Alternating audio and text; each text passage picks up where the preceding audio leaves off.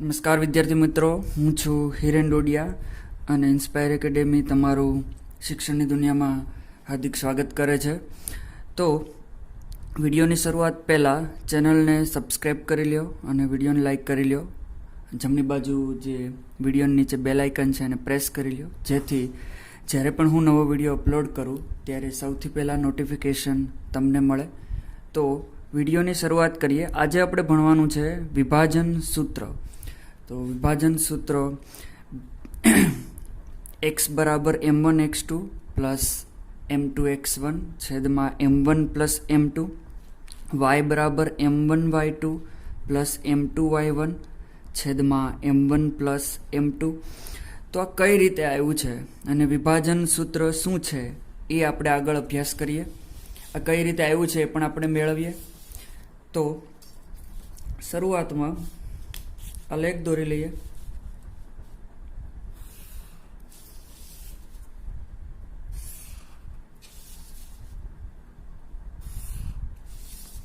Okay, આ રીતની એક રેખાખંડ છે એ. અહીંયા એક નામ છે બિંદુનું બી. બંનેનું નામ આપી દઈએ x1 y1. આ બિંદુનું નામ છે x1 y1, આનું છે x2 y2. હવે આ એક રેખાખંડ છે અને આગળ આપણે જોયું એ પ્રમાણે આપણે વિભાજન સૂત્ર મેળવવાનું છે. શું વિભાજન સૂત્ર? તો વિભાજન આ રેખાખંડનું કઈ રીતે થાય છે એ પહેલાં જોઈ લઈએ કે એક બિંદુ A છે, બીજું છે B. આ બે બિંદુને જોડતો એક રેખાખંડ છે. તો હવે આમાં એક ત્રીજું બિંદુ આવે છે અહીંયા અને આ રેખાખંડનું વિભાજન કરે છે. આપણને ખબર જ છે કે બેની વચ્ચે કોઈક ત્રીજું આવે એટલે વિભાજન થાય. તો આ જે P બિંદુ છે એ આ રેખાખંડનું વિભાજન કરે છે. તો એના યામ મેળવવાના છે અને એને જ કહેવાય છે વિભાજન સૂત્ર. તો ધારી લઈએ કે ધારો કે આના યામ છે XY. બરાબર, આપણે અંતર સૂત્ર જોયું આગળ કે ભાઈ A અને B વચ્ચેનું અંતર મેળવી શકાય. હવે આપણે આમાં એવું જોવાનું છે કે આ બે રેખાખંડ છે, એક રેખાખંડ છે A અને B બિંદુને જોડતો. એમાં Aના યામ આપેલા હશે, Bના યામ આપેલા હશે. તો વિભાજન કરતાં બિંદુના યામ મેળવવાના હશે. તો એ આપણે આગળ જે સૂત્ર જોયું એ આની મદદથી આપણે મેળવવાનું છે. તો આગળ વધીએ. આને બિંદુ A ને x અક્ષ ઉપર લંબાવી દઈએ. તો અહીંયા થશે x1, કેમ કે આનો x યામ x1 છે તો અહીંયા x1 થશે. આ બિંદુનું પણ નામ આપી દઈએ AB, તો અહીંયા આપી દઈએ D. બરાબર, D. હવે x અક્ષ ઉપર છે એટલે y યામ શું થશે? 0. એ જ રીતે P બિંદુને પણ x અક્ષ સુધી લંબાવી દઈએ. તો D પછી E નામ આપી દઈએ. આનો પણ x યામ થશે, આનો જે x યામ હોય એ જ x, y યામ 0 હોય કેમ કે x અક્ષ છે. આ બિંદુને લંબાવી દઈએ,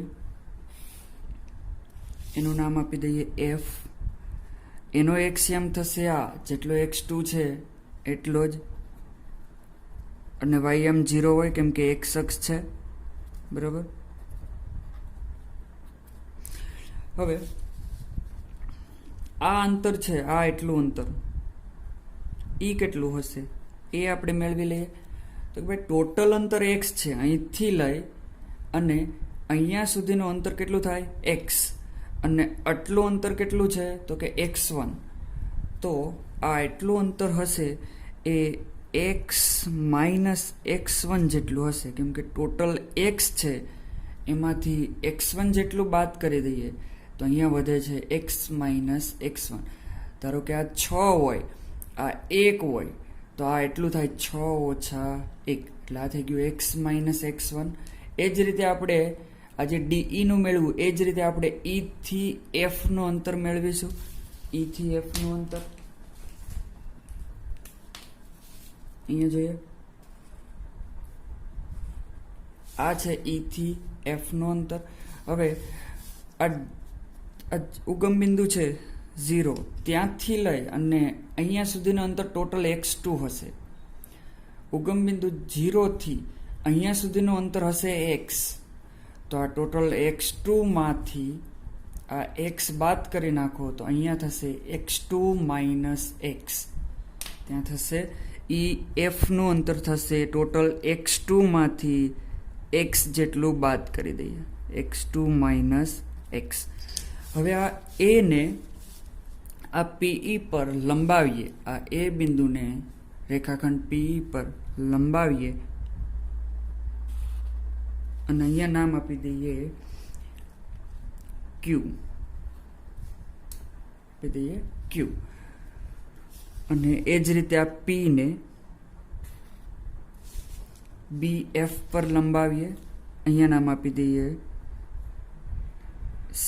બાકી છે C. બરાબર. હવે આ x માઇનસ x1 હોય તો અહીંથી અહીંનું અંતર એટલે કે a થી q નું અંતર પણ કેટલું હોય? x minus x1. આ જેટલું હોય એટલું જ આ હોય. એ જ રીતે આ x2 માઇનસ x હોય, e થી f નું અંતર, તો p થી c નું અંતર x2 માઇનસ x જ હોય. બંને સરખા હોય, x2 માઇનસ x.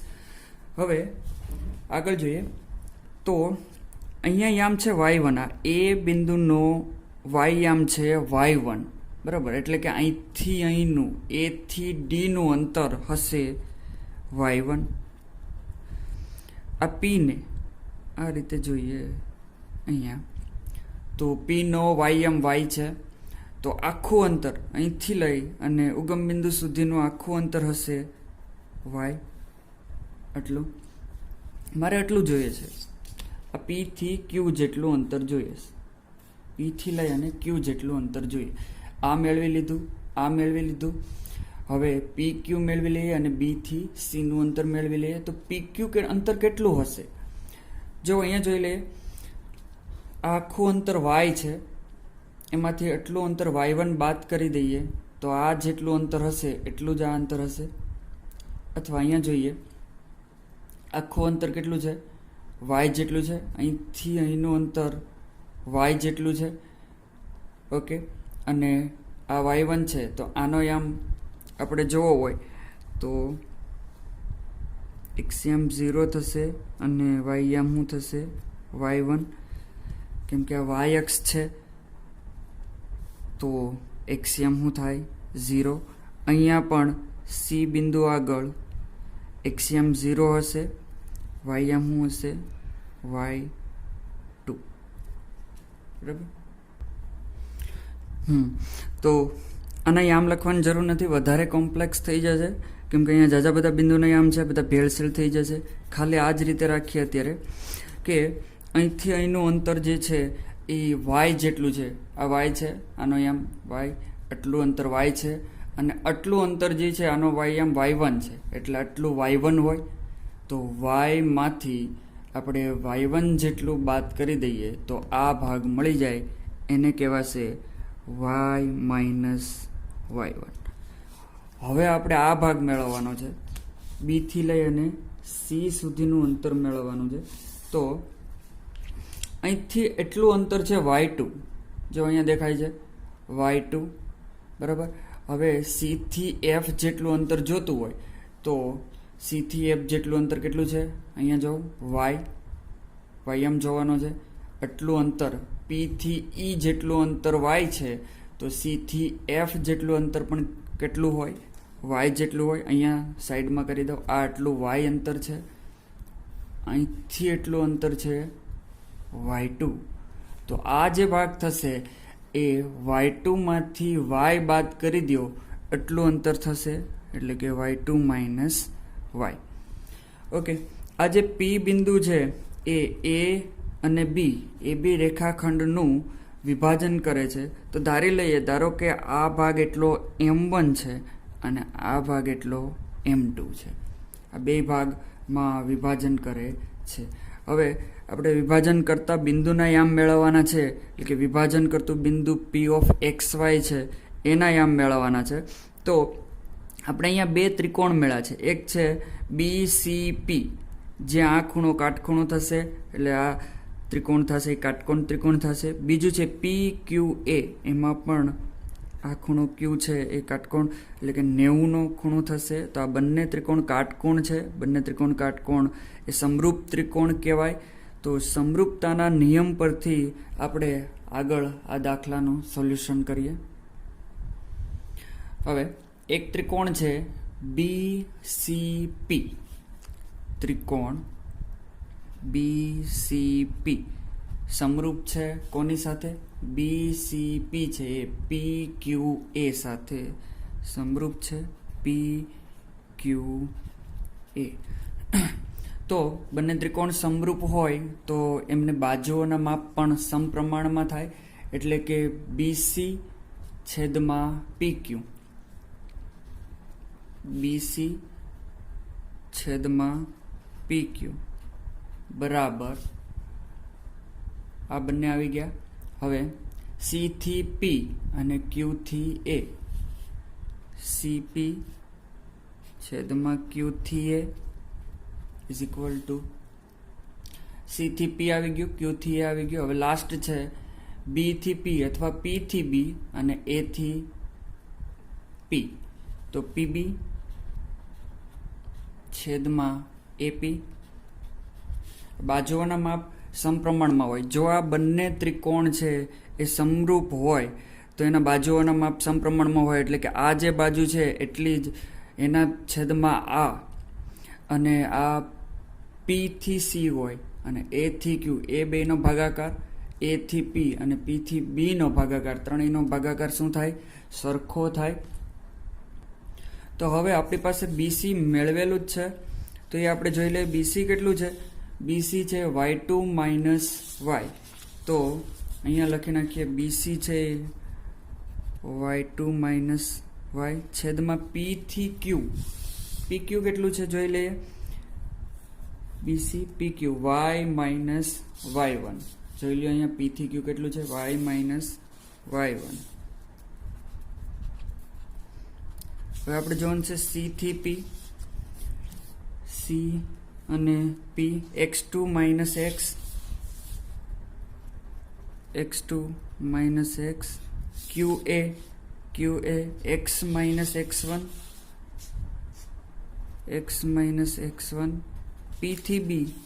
અહીંયા જોઈ લો ઉપર જે આપણે ધારેલા હતા એ P થી B M2 અને A થી P M1, M2 M1. હવે સમપ્રમાણતાના નિયમ પરથી કહી શકાય કે y2 માઇનસ y છેદમાં y માઇનસ y1 બરાબર x2 બરાબર m2 અપોન m1 અને x2 માઇનસ x છેદમાં x માઇનસ x1 બરાબર પણ m2 અપોન m1. તો બંનેને અલગ અલગ લખીએ તો y2 માઇનસ y છેદમાં y માઇનસ y1 બરાબર આના બરાબર પણ આ લેવાનું છે, અને x2 વાળું જે છે એના બરાબર પણ m2 અપોન m1 લેવાના છે.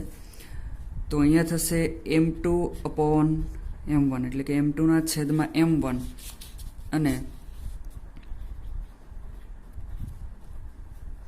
x2 માઇનસ x છેદમાં x માઇનસ x1 બરાબર પણ થશે m2 અપોન m1. હવે આપણે આમાં y અને x મેળવવાના છે, કેમ કે વિભાજન સૂત્રના યામ છે, વિભાજન કરતા બિંદુના યામ x અને y છે. તો અહીંયા x છે ને અહીંયા y છે, બંનેને કરતા બનાવવાના છે. તો m1 છેદમાં છે આ બાજુ જશે તો અંશમાં આવશે, એટલે કે m1 સાથે ગુણાકારમાં આવશે y2 માઇનસ y, અને m2 સાથે ગુણાકારમાં આવશે આ આખું પદ, એટલે કે y minus y1, y minus y1. અહીંયા જે છે એ m1 આની સાથે ગુણાકારમાં આવશે, એટલે કે m1 સાથે આવશે x2 માઇનસ x વચ્ચે છે બરાબર. m2 સાથે કોણ ગુણાકારમાં આવશે? તો કે m2 સાથે આવશે x માઇનસ x1. હવે સાદરૂપ આપીએ તો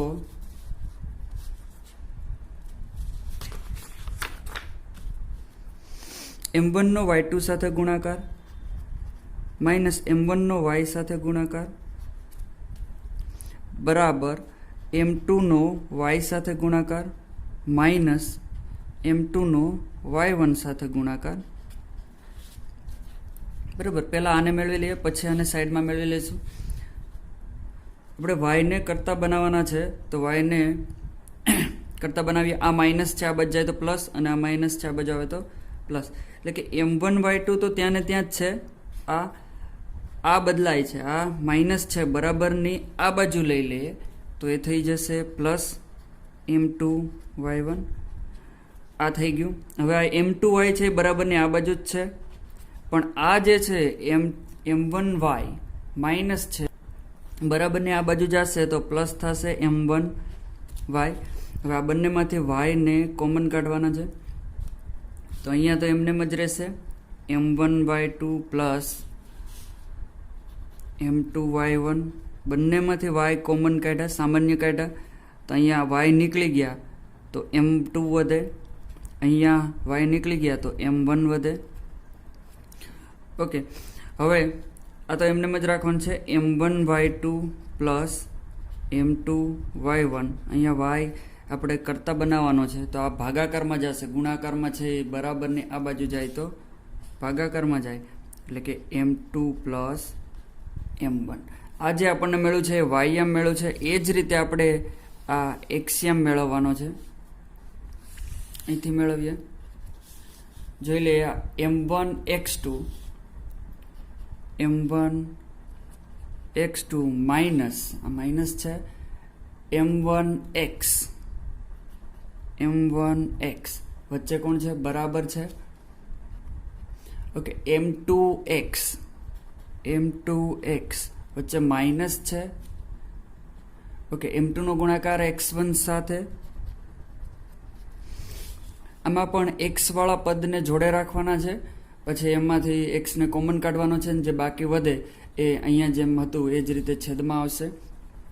તો m1x2, અહીંયા જે x વાળું પદ છે એને પેલી બાજુ લઈ જશું, અને અહીંયા વધારાનું છે ને આ બાજુ લાવીશું. તો આ જે માઇનસ છે m2x1 એ માઇનસ છે, બરાબરની આ બાજુ આવે તો શું થાય? Plus m2x1. બરાબર, વચ્ચે બરાબર. ઓકે, આ m2x છે, આ માઇનસ છે, આ બાજુ આવે તો આ માઇનસ m1x છે, આ બાજુ આવે તો પ્લસ થઈ ગયા. હવે આ બંનેમાંથી x ને કોમન કાઢવાના છે. અહીંયા એમને જ m1x2 પ્લસ m2x1, બંનેમાંથી x કોમન નીકળે તો અહીંયા શું વધે? m2.